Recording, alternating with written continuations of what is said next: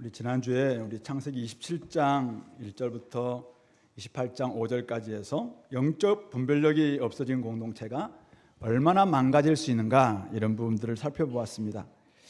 오늘은 읽었던 본문 가지고 에서의 길, 야곱의 길이란 제목으로 말씀을 좀 나누려고 하는데요.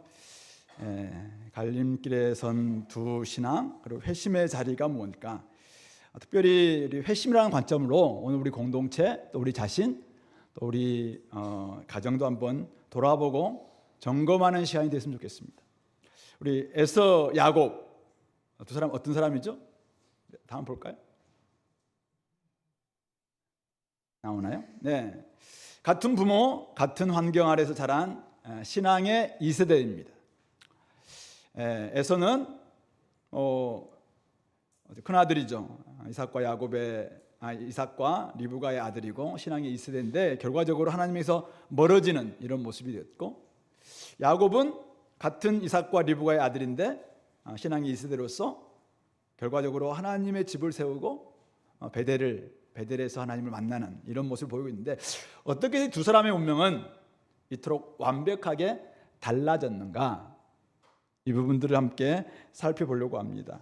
오늘 본문은 6절부터 9절에서는 에서가 보고 깨달았고 결정했던 바, 이것들을 이야기하고 있고, 10절부터 22절에서는 야곱이 보고 깨닫고 결정했던 일이 무엇인가, 이런 부분들을 우리에게 보여주고 있습니다. 먼저 우리 에서의 삶을 한번 보겠습니다.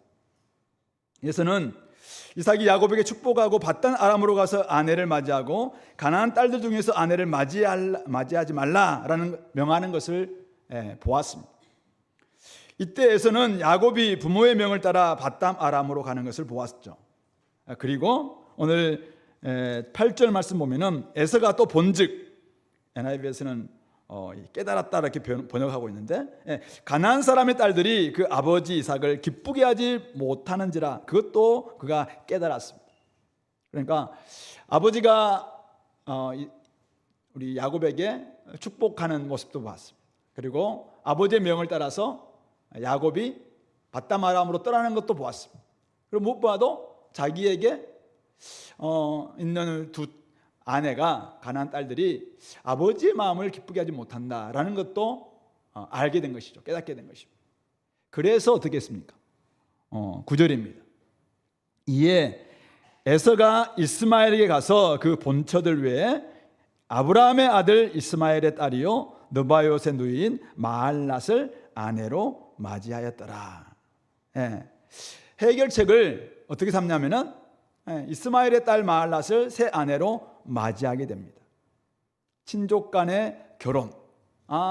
이게 이방인의 결혼에 문제가 생겼구나. 그래서 친족 간의 결혼이면 되겠다라는 생각으로 자기의 문제를 덮으려고 하고 있는 이런 모습이죠. 그래서 이전에 이 에서는 나한테 문제, 그러니까 복을 받지 못한 문제가 누구 때문이냐면은 야곱 때문이다, 이렇게 생각했어요. 야곱이 나를 속였고 빼앗았다 생각했습니다. 근데 이번은 어떻게 생각합니까?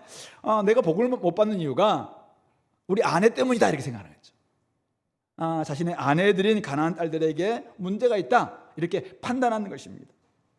그래서 이방 여인과의 결혼이 문제라고 여기고, 이제 친족 간의 결혼이면 되겠네 생각하면서 이스마엘의 딸에게 지금 찾아가서 아내를 삼고 있는 것이죠. 근데 이미 본처 두 사람이나 있었습니다. 그의 선택 방향에서 그가 어떤 사람이었는지를 우리는 정확하게 알 수가 있습니다. 그는 어떻게 해요? 하나님께 더 멀어지는 쪽으로 지금 결정하고 선택하고 행동하고 있는 모습을 보여주고 있습니다. 성경은 에서를 어떻게 평가합니까? 히브리서 12장 17절에서 이렇게 평가합니다. 16절 17절은 이렇게 합니다. 그가 팥죽 한 그릇에 장자 명분을 판 것 같이 그 후에 축복을 이어받으려고 눈물을 흘리며 구하되 버림바가 되어 회개할 기회를 얻지 못하였느니라, 이렇게 평가하고 있습니다. 그는 자기의 잘못과 죄를 회개하는 대신 자기 의지대로 길을 찾아 나섰던 것이죠. 본처들 외에 또 결혼함으로 간음죄를 지었습니다. 그는 자신에게 어떤 문제가 있음을 깨달았지만은 회개하기보다는 그냥 이렇게 하면 되겠네. 자기 의지대로 나아가고 있습니다. 회심으로 연결하지 못했던 이런 모습을 오늘 에서가 보여주고 있는 것입니다. 선택, 우리 행동은 마음의 결정에서 나오는 자연스러운 결과입니다. 마음이 바뀌지 않으면 어떤 것을 보고 깨닫는다 하더라도 전혀 다른 결정을 하게 되는 것이죠. 좋은 의외의 결정을 하게 됩니다. 왜 그래요? 이미 그 사람의 마음이 그것을 그렇게 결정하는 그의 세계관, 그의 가치관, 그것이 이미 마음에서 결정되어 있기 때문에 그렇습니다. 그래서 그렇게 행동하는 것입니다. 오늘 왜 우리 여러분들은 교회 나왔습니까? 많이 피곤하고 연휴인데 왜 교회 나왔습니까? 여러분들의 세계관은 예배가 중요하다, 이 세계관이기 때문에 나오는 것이잖아요. 근데 동일한 연휴 때도 어떤 사람들은 노는 시간으로 생각하면서 그렇게 결정한 경우도 있다는 것이죠. 그러므로 자기 앞에서 일어나고 있는 현실을 보고 후회도 하고 깨달음도 있습니다. 하지만 변화가 없다면 그 이유는 뭐냐면은 마음이 새롭게 됨으로 변화되지 않았기 때문에, 즉 회심하지 않았기 때문이다라는 것을 이 에서가 우리에게 잘 보여주고 있습니다. 그는 욕망하는 사람입니다. 우리도 다 욕망하는 사람들이죠. 모든 인간은 욕망하는 사람이다, 욕망하는 인간이다라고 이야기합니다. 우리는 하나님 나라를 욕망하는 사람들입니다. 우리는 하나님 나라를 끊임없이 추구하는 사람들입니다. 예수님도 하나님 나라를 추구하는 사람이죠. 그러나 오늘 에서는 어떤 사람입니까? 그는 욕망합니다. 끊임없이 욕망합니다. 근데 하나님 나라가 아니라 자기의 나라를 끊임없이 욕망하는 사람입니다. 끊임없이 자기를 더욱더 강화시키는 쪽으로 나아가는 그런 모습인 것이죠. 그러니까 점점 더 하나님 관심사에서 멀어지고 영적으로 단절되는 이런 결과를 가져오는 것이죠. 이것이 에서의 길입니다. 반면 오늘 야곱은 무엇을 보고 어떤 결정을 내렸는가? 야곱은 브엘세바에서 하란으로 향하여 가더니 800km가 되는 먼 거리입니다. 그곳에 한 곳에 이르러 해가 졌습니다. 거기서 유숙하려고 한 곳에 돌을 가져다가 베개를 삼고 누워 잠을 청했습니다. 그리고는 꿈에 환상을 보았습니다. 오늘 성경에서 보았다를 계속 반복하고 있죠. 12절에 꿈에 본즉 사닥다리가 땅 위에 서 있는데 그 꼭대기가 하늘에 닿았고, 또 본즉 하나님의 사자들이 그 위에서 오르락내리락 하고, 또 본즉 여호와께서 그 위에 서서 나는 누구다 이렇게 말씀하시면서 네가 누워있는 땅을 내가 너와 내 자손에게 주리라. 또 내 자손이 땅에 티끌같이 되어 동서남북 퍼져나갈 것이고 땅의 모든 족속이 너와 너 자손으로 말미암아 복을 받으리라. 이렇게 하시면서 15절에서는 내가 너와 함께 있어서 어디로 가든지 지키고 또 반드시 돌아오게 할 것이고 다 이루기까지 너를 떠나지 아니하리라. 이렇게 말씀하고 있습니다. 뭘 보았습니까? 다음에요. 야곱은 보았습니다. 환상을 보았습니다. 다음 슬라이드. 수직적으로 내리시는 불광적인 그런 환상을 보았습니다. 근데 그 자리에서 하나님이 야곱을 찾아오신 그 환상을 본 것이죠. 근데 그 하나님이 뭐라고 이야기합니까? 네가 누워있는 땅을 주겠다. 땅의 약속을 해주십니다. 네 자손이 온 땅에 퍼져나갈 것이다. 자손의 약속을 해주십니다. 그리고 너와 네 자손으로 말미암아 천하 만민이 복을 받을 것이다. 복의 통로에 대한 약속도 주십니다. 그에 더불어서 15절에서는 하나님의 동행의 약속도 주시는 것이죠. 이게 그가 보았던 것입니다. 그가 어쨌든 깨달았던 것이죠. 그랬을 때 야곱은 어떤 결정을 내리고 있습니까? 16절부터 22절이 그가 내렸던 결정입니다. 그는 잠에서 깨어서 여호와께서 과연 여기 계시는 내가 알지 못하였다. 두려워하여 두렵도다. 이곳이여 이곳은 다름 아닌 하나님의 집이요 이는 하늘의 문이로다. 경외감을 가지고 하나님을 두려워하면서 이곳이 하나님이 하늘의 문이고 하나님의 집이구나라는 것을 깨닫고 하나님을 경외합니다. 두 번째는 아침에 일찍 일어나 베개로 삼았던 돌을 가져다가 기둥으로 세우고 그 위에 기름을 붓고 베델 하나님의 집이라고 명명하면서 하나님을 경배하는 모습으로 반응합니다. 세 번째 반응은 20절부터 22절인데요. 야곱이 서운합니다. 하나님이 나와 함께 계셔서 무사히 아버지께로 돌아오게 한다면은, 자 21절 여호와께서 나의 하나님이 되실 것이고 하나님은 나의 하나님이 될 것이라고 이야기합니다. 내가 기둥을 세운 이 돌이 하나님의 집이 될 것이고 성경이 될 것이다 이 말이죠. 그리고 하나님께 나에게 복 주시는 모든 것에서 11조를 반드시 하나님께 드리겠다 이렇게 소원합니다. 헌신하는 것이죠. 어떤 사람들은 이것을 이제 조건부다라고 뭐 그렇게 이야기하기도 합니다만은, 물론 뭐 야곱의 모습이 보이기도 하지만은 어쨌든 그는 이렇게 헌신하는 모습을 보이고 있는 것입니다. 꿈에서 하나님의 계시를 보았고 예기치 못한 일을 겪고 지나칠 수 없는 중요한 사건으로 그는 여겼습니다. 그래서 경외함을 가지고 하나님을 경배했고 하나님께 소원하고 있는 것이죠. 그가 본 것, 자기가 봐달라고 보여달라고 보여준 게 아닙니다. 불가항력적인 하나님의 은혜였습니다. 하늘과 땅을 연결짓는 사닥다리였습니다. 그 위에서 오르락내리락 하는 하나님의 사자들이었습니다. 그리고 자신에게 말씀하시는 여호와 하나님의 수직적 계시였습니다.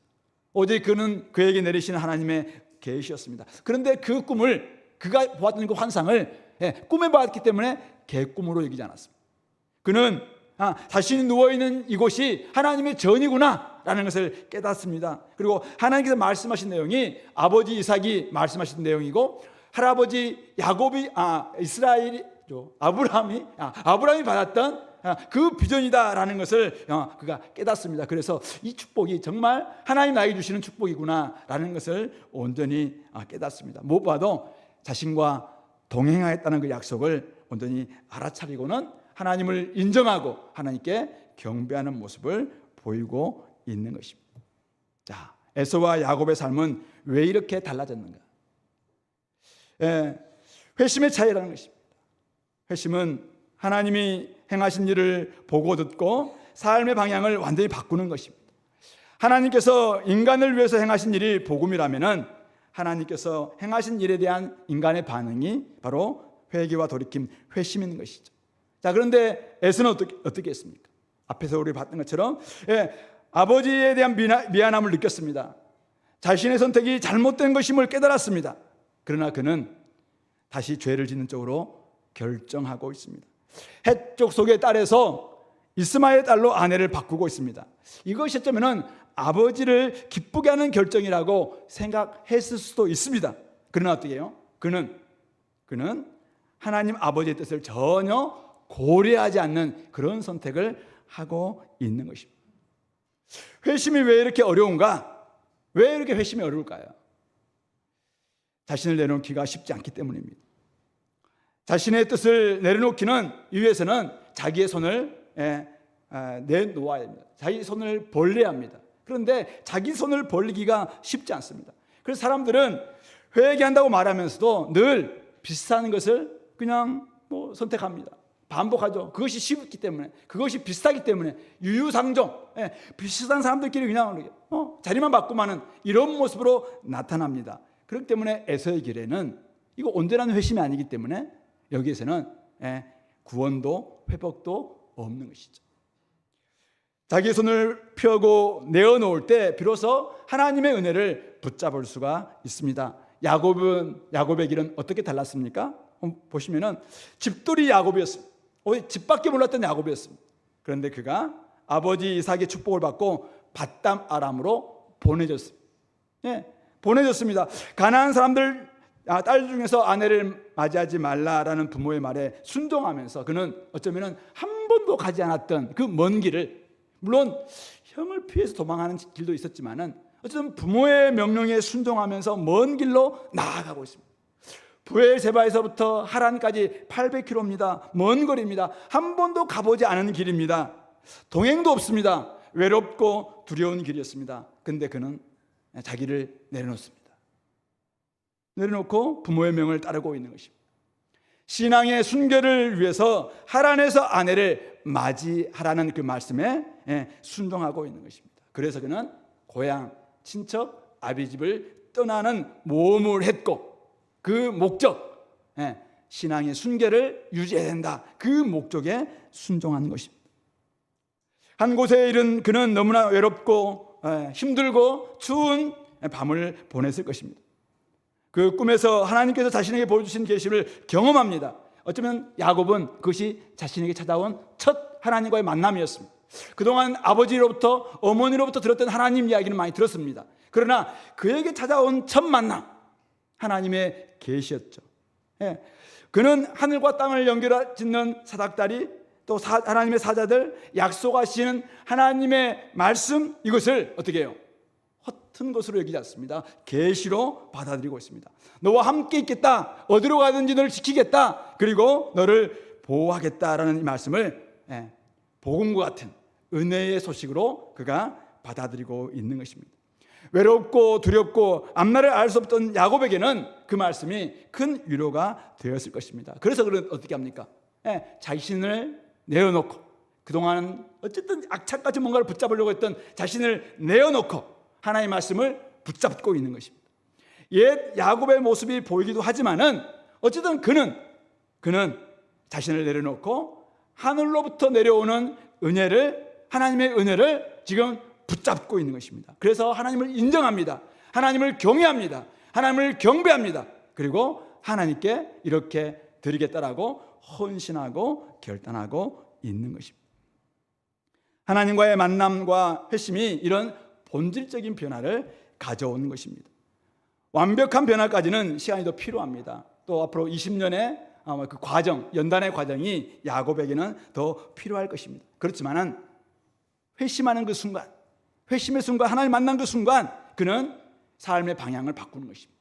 하나님께로, 하나님을 인정하고 하나님을 경외하고 하나님을 경배하고 하나님께 헌신하는 삶의 방향으로 바꾸고 있는 것입니다. 모세가 떨기나무에서 하나님을 만났을 때, 불타는 그 떨기나무에서 하나님을 만났을 때 자신의 발에서 신을 벗었던 것처럼, 지금까지 살아왔던 모든 삶의 여정들을 내려놓고 신을 벗었던 것처럼, 베드로가 밤새도록 고기를 잡았지만은 정말 수고하고 아무리 수고해도 고기를 허탕쳤지만은 깊은 데로 가서 그물 던져라라는 그 말씀에 순종했을 때 그물이 찢을 정도의 많은 고기를 잡았습니다. 그때 그가 어떻게 했습니까? 할렐루야! 이게 아니었습니다. 나는 죄인으로소이다, 나를 떠나소서라고 자신을 고백하고 예수님을 주님으로 온전히 인정했던 것처럼, 오늘 이 야곱은 온전히 회개와 돌이킴으로 삶의 방향을 바꾸는 회심을 지금 경험하고 있는 것입니다. 성도 여러분, 오늘 이 자리가 여러분들에게 회심의 시작점이 될 수 있기를 간절히 소망합니다. 하나님이 이곳에 계십니다. 하나님과 우리를 연결시키는 사닥다리, 그것은 바로 우리 요한복음 보면은 예수님이 자신의 위에 이제 인자 위에 될 것이다, 이런 방면을 이야기하면서 바로 예수님에 대한 예표죠. 바로 어쩌면 하늘과 땅을 연결짓는 사닥다리이신 예수님이 오늘 이곳에 임재하십니다. 성령으로 임재하고 계십니다. 우리의 문제 해결은 땅에 있는 것이 아니라 하늘에 있다라는 것을 우리에게 가르쳐주고 있습니다. 그리고 오늘 우리의 문제를 끊임없이 가져가셔서 또 하늘에서 하나님 다 들으시고 문제 해결을 통해서 우리에게 끊임없이 내려다 주시는, 끊임없이 오르락 내리락 하시는 이 하나님의 지금 일하심, 이것이 이곳에 있는 것이죠. 그런 점에서 이곳은 하나님의 집이자 하나님의 하늘의 문, 베델이 될 수 있는 것입니다. 회심의 시작점이 될 수가 있는 것입니다. 여러분들이 오늘 예배를 드리고 있지만은 혹시 아직 회심하지 않는 사람이 있다면은 예배는 회심하는 사람만이 드릴 수가 있어요. 회심하지 않는 사람들의 예배는 끊임없이 자기 욕망을 추구하는 욕망의 그냥 추구가 될 수밖에 없어요. 그러나 회심하는 순간 우리는 예배가 가능합니다. 하나님을 경외하게 됩니다. 하나님을 경배하게 됩니다. 그리고 하나님께 헌신하게 되는 것이죠. 왜 전도 안 하냐, 왜 선교 안 하냐 막 이야기합니다. 누가 전도하고 선교할 수 있습니까? 회심하는 사람만이 할 수 있어요.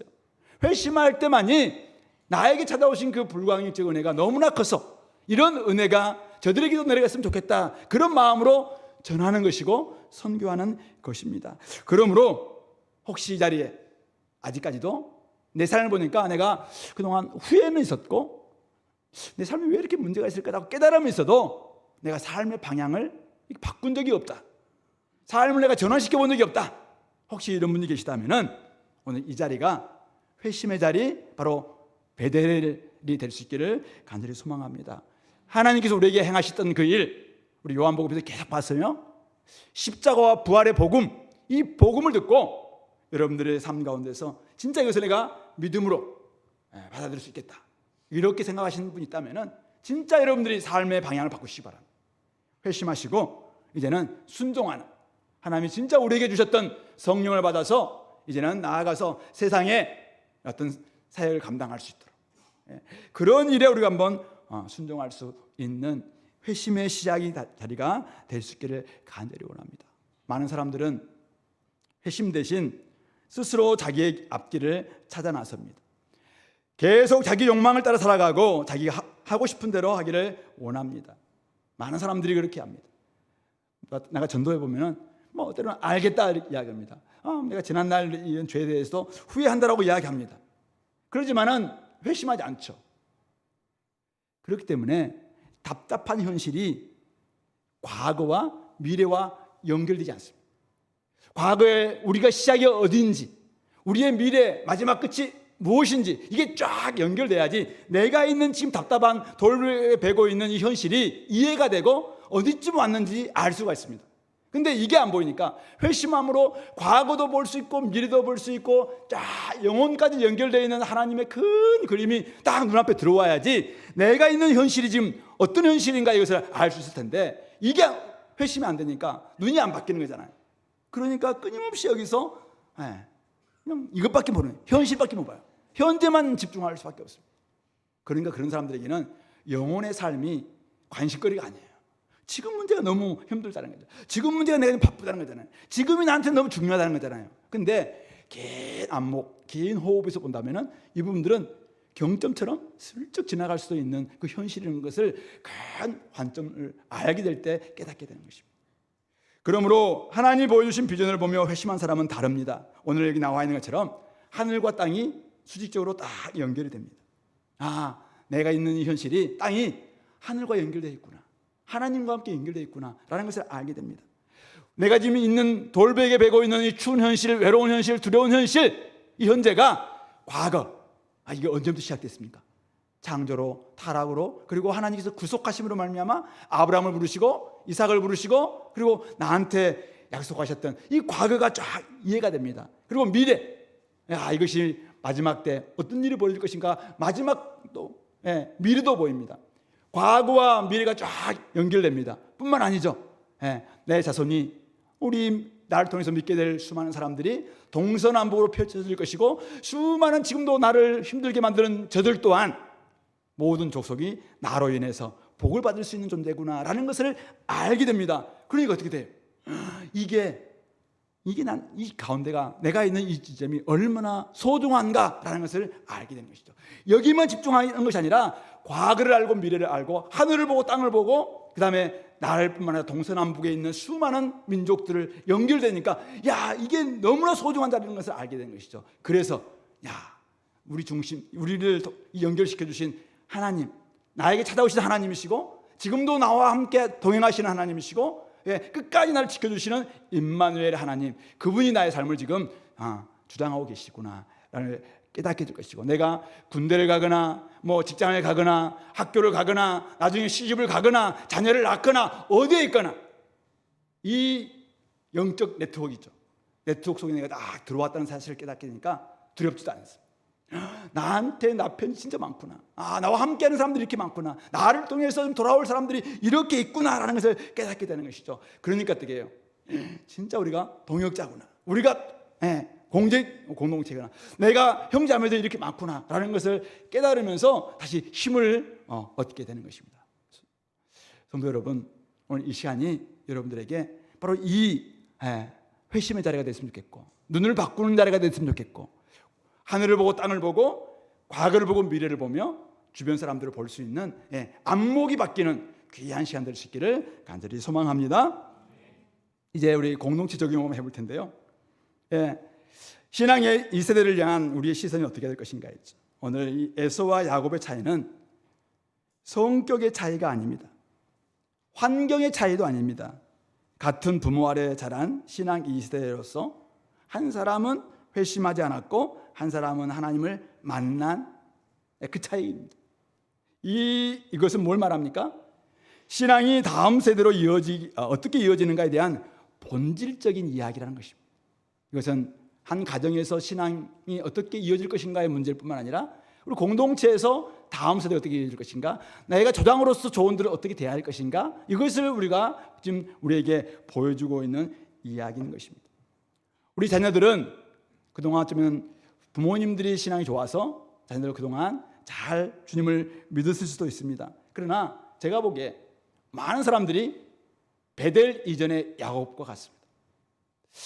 우리 자녀 3명이 있는데 다 베델 이후인지 아직 확신이 없어요.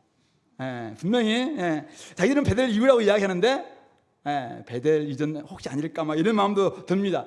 저도 사실 군대 갈 때 제가 신앙 되게 좋다고 생각했거든요. 근데 군대 가서 다 깨지고 난 다음에 진짜 다녀와서 제대로 주님을 만났거든요. 그래서 어쨌든 우리 삶 가운데서 이 베델 이전의 야곱 같은 모습이 참 많은데 베델의 하나님을 개인적으로 만나야 된다는 것이죠.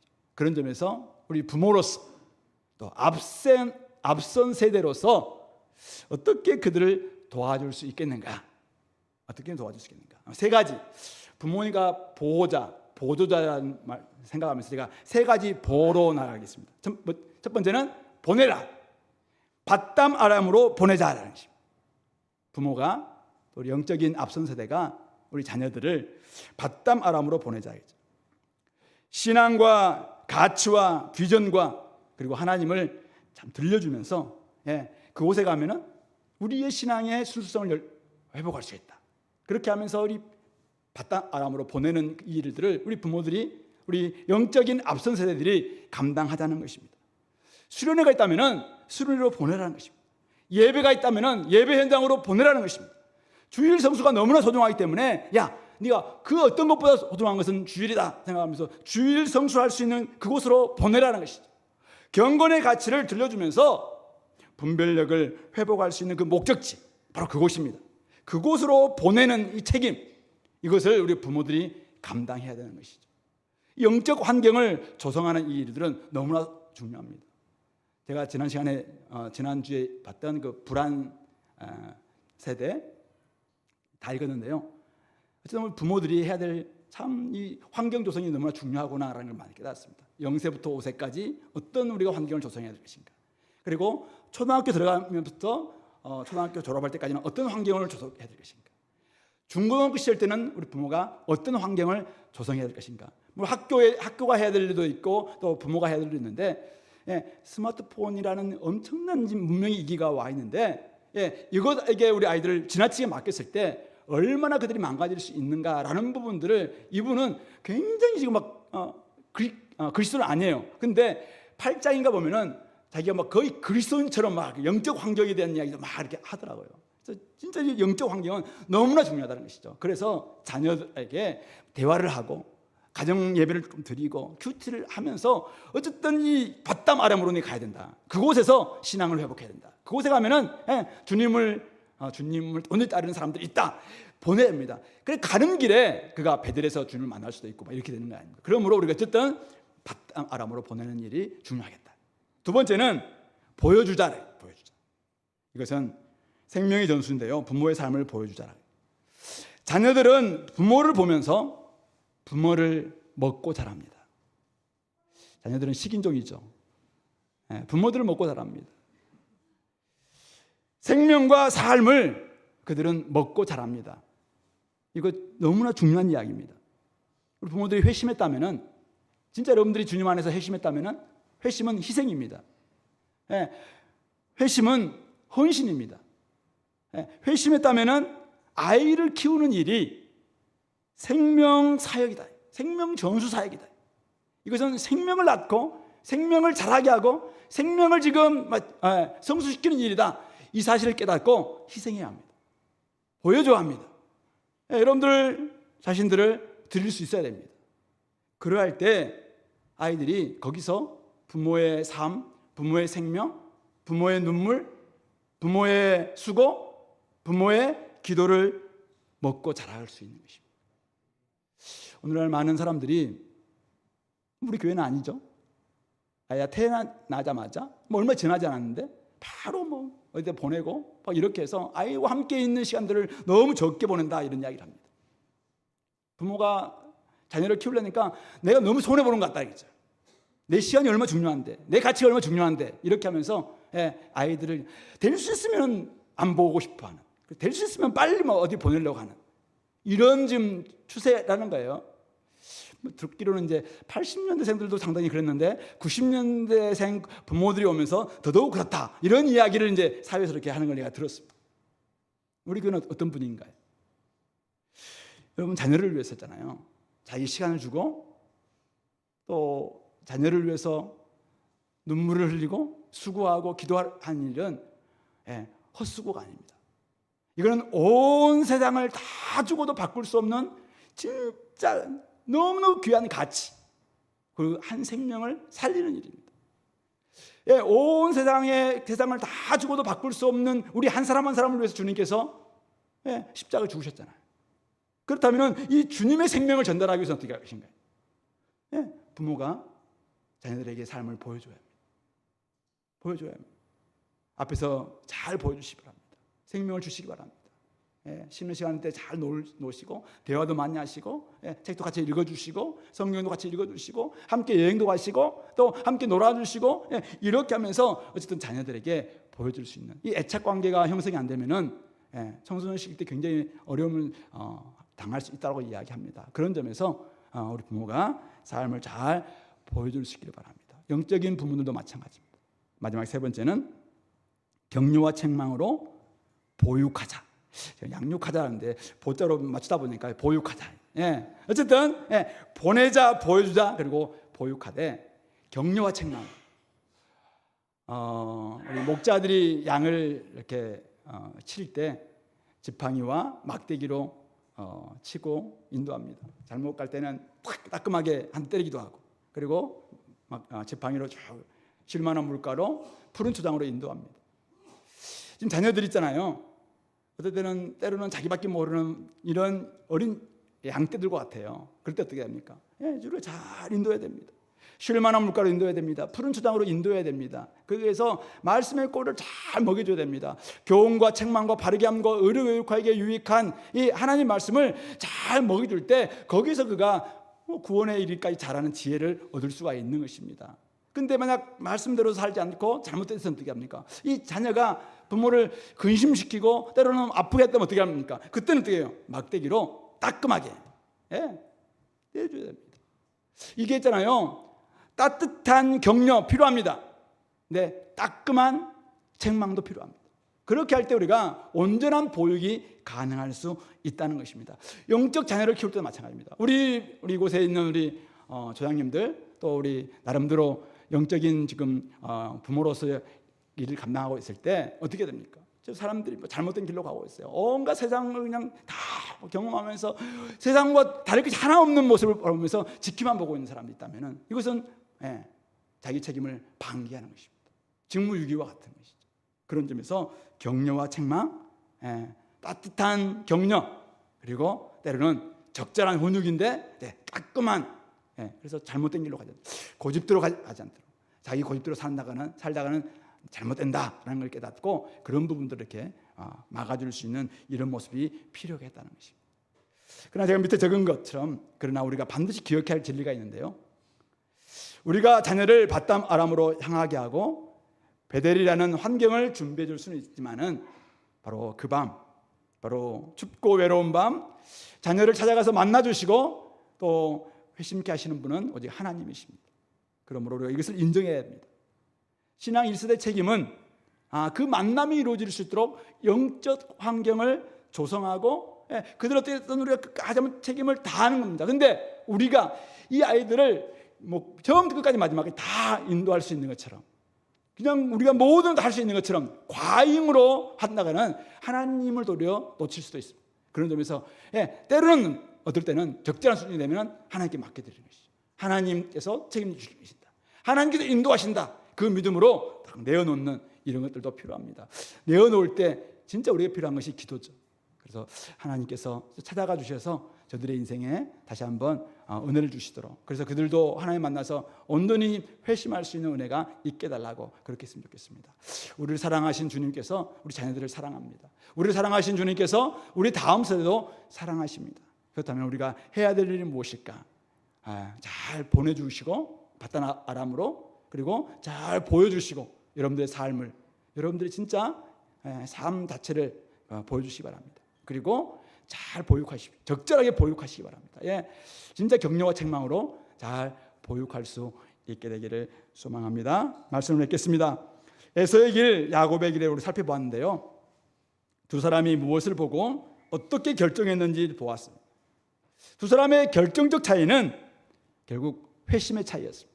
마음을 새롭게 함으로 변화를 받은 사람은 하나님의 뜻대로 살아가는 것이고, 마음을 새롭게 함으로 변화를 받지 않는 사람은 늘 결정하는 것이 그냥 자기 원하는 대로, 자기의 뜻대로 살아가는 것이. 이 결과가 영혼의 차이죠. 한 끗 정도 차이가 아니에요. 이건 영혼의 차이입니다. 영혼의 차이. 전혀 다른 길을 걷게 만든다는 것입니다. 복음 앞에서 회심한다면은 삶은 달라질 수 있습니다. 달라질 수밖에 없습니다. 공동체도 마찬가지입니다. 그런 점에서 오늘 우리 공동체가 가장 염두에 둘 것이 무엇일까? 복음을 제대로 우리가 들었다면은 그 앞에서 내가 회심하고 있는가? 우리 공동체는 다 회심했는가? 우리 조원들은 다 회심했는가? 그래서 제대로 회개하고 삶을 돌이켜서 하나님이 원하시는 대로 살아가는 삶의 방향을 바꿨는가? 만약 그렇지 않고 끊임없이 후회만 하고 그냥 깨달음만 가지고 많이 알고는 있는데 삶의 방향 안 바꿔, 이건 회심이 없는 거잖아요. 그렇다면 우리 삶은 전혀 바뀌지 않을 것입니다. 그런 점에서 에서의 길에 혹시 있는 사람들, 후회하고 깨달음하고 또 누구 이렇게 아프다 이런 마음을 갖는데 또 이렇게 진짜 자기 삶을 바꾸지 않는, 이 회심하지 않는 에서의 길이 있다면 빨리 그 길에서 떠날 수 있기를 바랍니다. 대신 야곱의 길에 들어오셔서 찾아오신 하나님을 온전히 좀 만나고 그 앞에서 내 삶을 온전히 주님 앞에 이렇게 내어놓는 것이죠. 그분을 인정하는 것입니다. 그리고 그분을 두려워하는 마음으로 경외하는 것입니다. 그리고 그분을 온 몸과 마음으로 경배하는 것입니다. 그리고 나의 삶을 주님께 드립니다. 헌신한 이런 모습으로 나아가는 우리 야곱의 길로 들어설 수 있기를 바랍니다. 그래서 우리 공동체가 인생의 주권자이신 하나님을 인정하고 하나님께 온전한 예배를 올려드릴 수 있는 우리 공동체 됐으면 좋겠고, 또 여러분들로 말미암아 여러분들 가정 안에서도 진짜 회심함으로 말미암아 다 우리 자녀들이 하나님을 제대로 만나고 하나님께 나아가는 그런 역사가 있게 되기를 간절히 소망합니다. 같이 한번 말씀을 생각하면서 기도하겠습니다. 오늘 이곳이 하나님을 만나는 회심의 자리가 될 수 있도록 하나님 아버지, 내가 그동안 뭔가를 알고 깨닫고 많이 보긴 했지만은 아직도 내가 삶을 돌이키지 않았습니다. 하나님, 그렇다면 오늘 내 마음을 온전히 하나님께 올려드리게 도와주시옵소서. 내가 지고 있는 모든 것 내려놓게 도와주시옵소서. 그래서 하나님을 제대로 만나고 이 자리가 회심의 자리가 되게 도와주시고, 그래서 하나님 삶이 변화되는 헌신하는 놀라운 역사가 일어날 수 있도록 우리 가정에 우리 자녀들이 또나 우리 다음 세대가 그런 사람들 될 수 있도록 함께 되려고 한 목소리로 기도하겠습니다. 하나님 아버지,